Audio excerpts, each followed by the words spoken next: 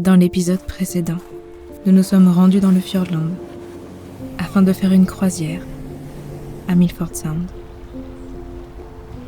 Les paysages étaient si époustouflants que nous y avons également passé la soirée. Par chance, il restait encore une place dans le seul camping aux alentours. Ce qui nous permit le lendemain matin de découvrir le fjord dans une toute autre ambiance avant de reprendre la route. Avec le soleil, la vallée était méconnaissable. Alors nous choisissons de faire une randonnée qui était impossible la veille à cause de la pluie. La forêt y est dense et le chemin parfois accidenté. On se ferait un chemin à travers la végétation où se cache un kerero, le fameux pigeon néo-zélandais. Plus on avance et plus le dénivelé augmente, avec certains tronçons à escalader, jusqu'à arriver au lac Marianne. Niché dans un cirque glaciaire, avec son eau qui reflète à la perfection les montagnes.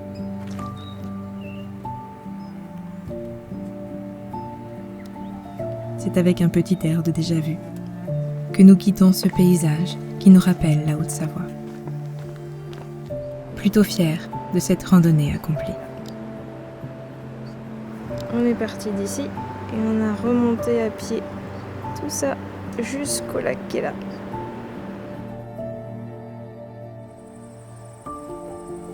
Les vallées que nous retraversons en quittant Milford Sound sont d'autant plus spectaculaires quand le temps est dégagé. Celle-ci s'appelle Eglinton Valley et comporte de vastes plaines à explorer. On y passe un certain temps à s'amuser dans les hautes herbes et se croire dans un film.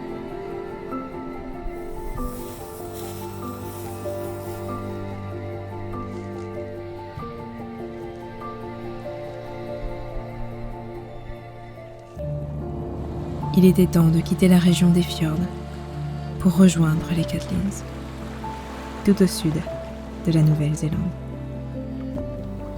Avec quelques arrêts pour agrémenter la route, comme ici, au Mirror Lakes. Ou encore au refuge de Te Anau, où on peut voir le takae, un oiseau endémique du pays à grand risque d'extinction. À tel point que s'y trouvent les seuls spécimens visibles. Rien à voir avec les possums, qui sont absolument partout et qu'on a peur d'écraser en roulant la nuit. Arrivés aux Catlins, notre première découverte fut la forêt pétrifiée de Curio Bay. Ces troncs datent du Jurassique et cela semble fou de pouvoir les toucher. Cette forêt ne se découvre qu'à marée basse et sert d'abri pour la faune, comme pour les huîtriers ou encore les manchots antipodes, les plus rares du monde. Il en reste moins de 300 couples et nous avons la chance d'en voir un.